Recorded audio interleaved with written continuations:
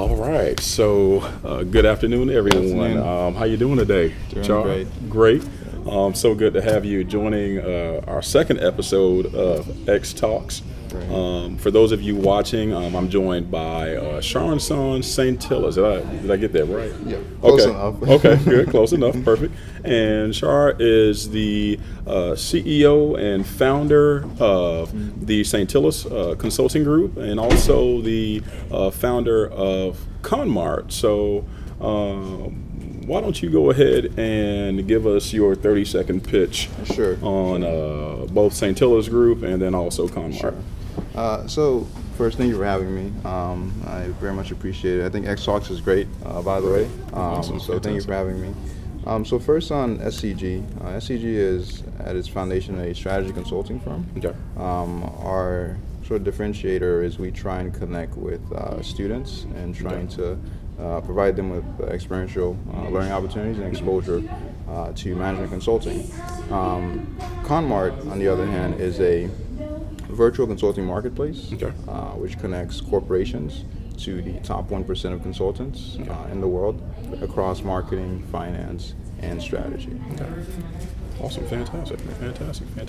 So, give us some insight into your journey in terms of Sure. founding your business. Sure. ConMart emerged out of the Saintilus Group. Tell us about that. Right. So, as a student at Florida State University, I was very interested in many things. One of them was not entrepreneurship. Florida State At University. Florida State. So, go Seminoles. I was never Deep really down interested in inside, he's a entrepreneurship. Gator. So entrepreneurship was not really a focus of mine as an Okay. undergrad, but I discovered it towards the end of my senior year, and it was through Domi Station. Domi is really one of the premier incubators in Tallahassee. I started going there. I did an internship there, and I really got interested in entrepreneurship. And one thing led to another. I decided that the best way for me to get started would be to start advising other companies, while also helping other students discover this really cool field. That I thought at the time, and I still do, field of management consulting. Yes. Right. So that was SCG.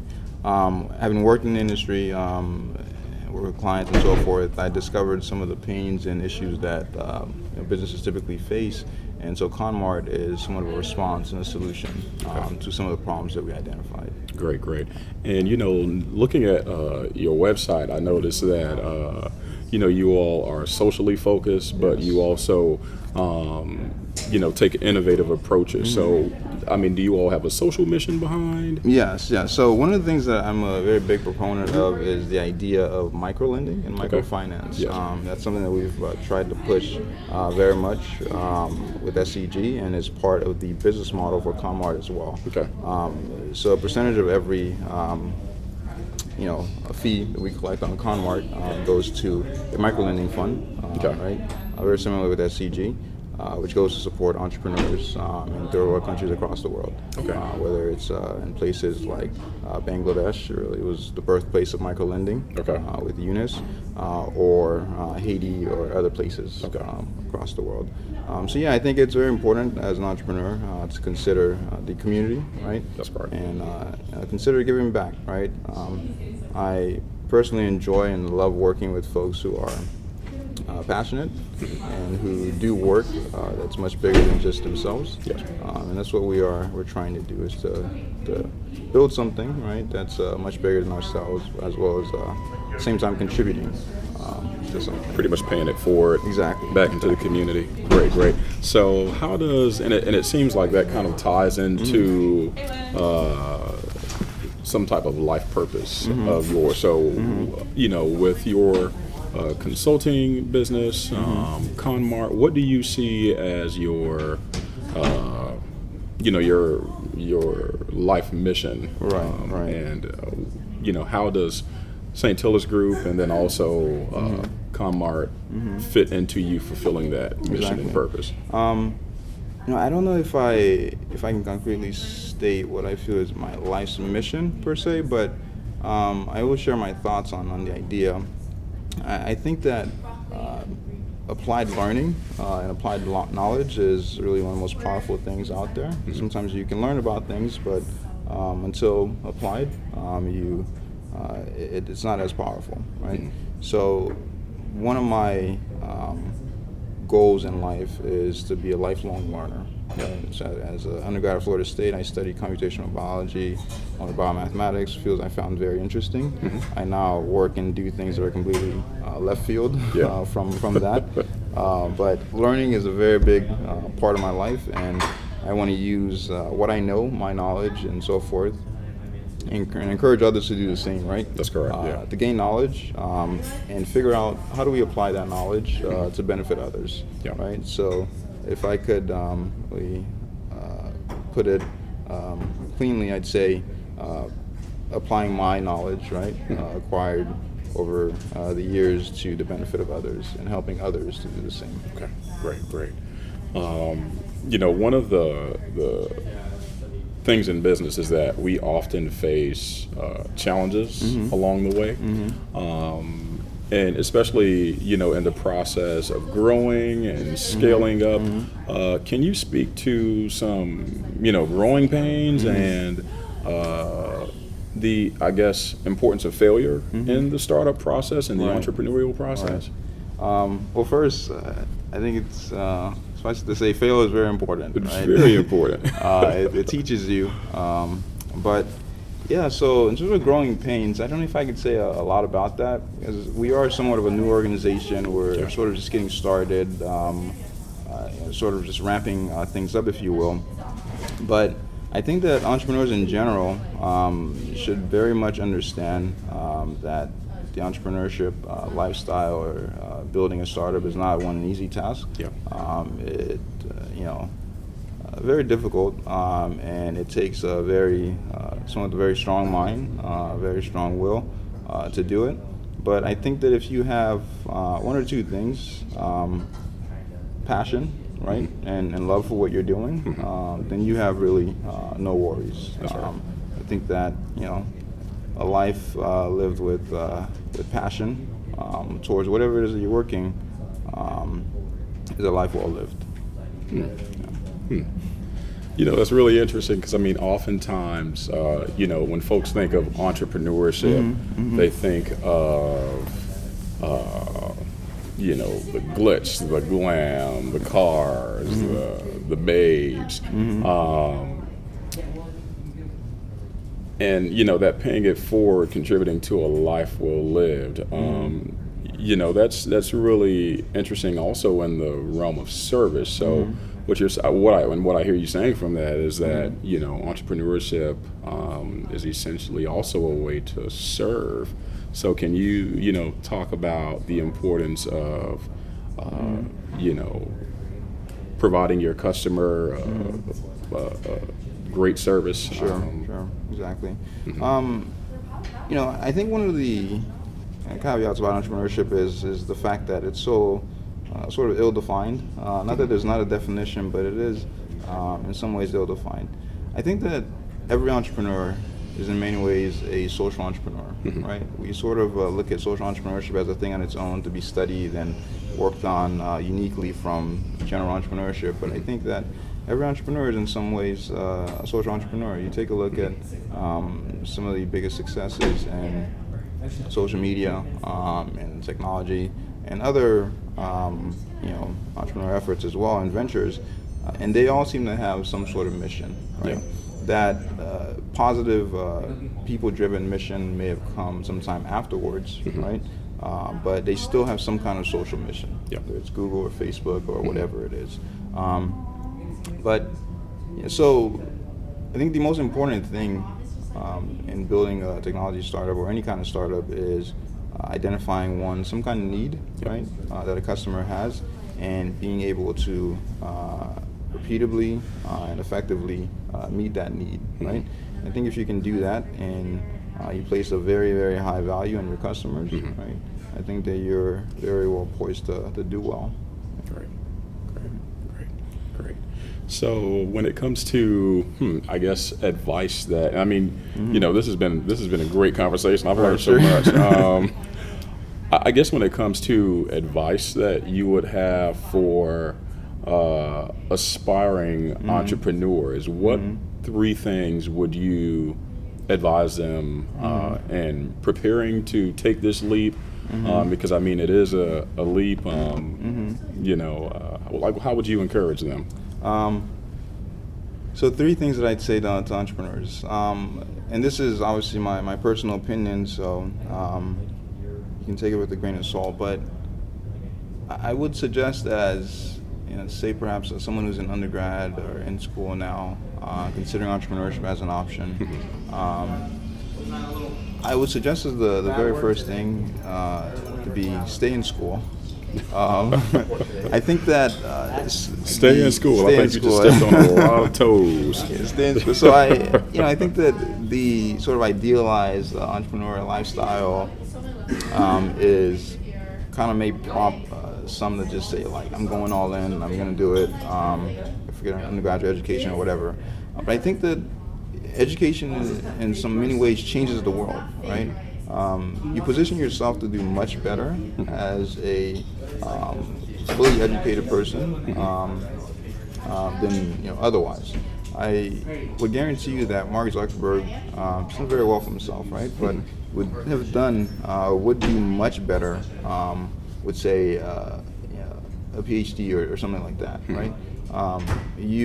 I've said this before in other contexts, but you can't build Google with a bachelor's of science, right? That takes PhD level work, right? So education is very important, and the idea of entrepreneurship and the pursuit of it should not in any way undermine the pursuit of an education. So first thing is to stay in school. Okay. I think the second thing is build a support network or system around yourself, because it's a tough business, very tough business, and not just because customers are hard to convince, but because of just the psychological impact that this sort of a journey will have on you is not to be taken lightly. And then third, just go out and do it. Don't talk about it. Don't tell me or your friends or anyone else about it. Just go out, get started. Domi Station in Tallahassee, that's sort of the model. Get started. Right? Okay. It's one of the most powerful things that you can ever do with an idea. That's right. Is to get started, implement it, go out there, talk to customers. You learn a lot. You learn a lot from talking to people, and That's right. That's one of the reasons why I'm here today. Great. There's definitely a power in conversation. That's right. I think that conversation is somewhat becoming, capital, right? That's right. Social capital. Corporations value it, people value it, and it's becoming more and more important than ever before, right? Yeah. Every organization is trying to drive conversation around their brand on different platforms and so forth. So go out there, get started. All right, go out and get started. So, aside from, running Saintilus Consulting Group, starting ConMart, what are some things that, you do to, I guess, relieve stress? Like, who is Char outside of, the 8 to 4 or the 9 to 5 or whatever hours that you set? I don't set hours. It's sort of work all the way through it. Okay. But no, I mean, life outside of what I do for work and business is I try and relax. I try and have fun. I try and participate in local organizations, one of which being a CEL, which is a professional organization here in town, which is intended to support young entrepreneurs and helping them to connect with young professionals, helping them to connect with other young professionals in the community, and also encouraging learning, right, and professional development. That's correct. So that's one thing that I do outside of that. Outside of what I do now, of being around people, hanging around with folks, attending events, that kind of thing. Books, I said before, education is very important. That's right. So, to that, like, what's on your reading list? So some weeks ago, I read, actually quite a while back, I read Outliers. I finally got to it, Gladwell's book, very famous. But currently I'm reading, so I try and read widely. Currently I'm reading a book called Close Encounters with the Che Guevara, which is a book by Ben Fountain. Nothing to do with business or anything like that, solely for pleasure. And I recently read a book by Shota Bachi, who is a co-founder of Mindtree. Yes. Called, I think, Elephant Catchers, which talks about scaling organizations, right? So how you take a company from $10 million to $100 million. That's right. My dream one day. Yeah, all of our dreams. All of ours. So yeah, I guess I'm just kind of preparing for the future. That's right. Yeah. Always looking ahead. Yeah. Great. And I mean, even going back to your point in terms of, the supportive Gainesville community, Cell, GainNet, Startup Hour. Exactly. I mean, just being here in this climate, I mean, we're essentially fortunate to, be a part of what's going on here in the city of Gainesville. Exactly. So I mean, I'm so grateful to have had you, man. Thank you. To share with us, to use this as a way to also inspire, aspiring entrepreneurs to, get their feet wet in entrepreneurship. Before we close, in terms of music, entrepreneurs often, resort to music for motivation. So, what's on your playlist? If we were to go into your cell phone Pandora, right now, your Pandora, your Spotify, what would be on? So I listen to, just as I read, listen to music with almost no preference. I just enjoy music that one inspires and uplifts. I think that is sort of the purpose of music, right? I love Haitian music. Compa? Compa, yeah. You're familiar with compa? So I encourage everyone watching to go and listen to some Haitian tunes. Check out some compa. Caribbean tunes. But yeah, I mean, I listen to music widely. A song that's on my mind right now is called Embers by Owl City. It's just, I listen to it and I just think it's a cool song. Called it my anthem for I think the year 2015. Nice, like awesome. So yeah, I listen to music is good. It's good for the soul. Yeah, great. And Char, in closing, leave our guests with I guess a quote, a favorite quote of yours, to keep them inspired on this journey. We're all on this journey, so sure. So that's kind of a tough one. So I don't have any quotes on my mind right now, but I'll give you guys something. I think that I think someone once said that tough times don't last, but tough people do. And it takes tough people to build dreams and to impact the world and change it in meaningful ways. I think that's the idea of entrepreneurship. So.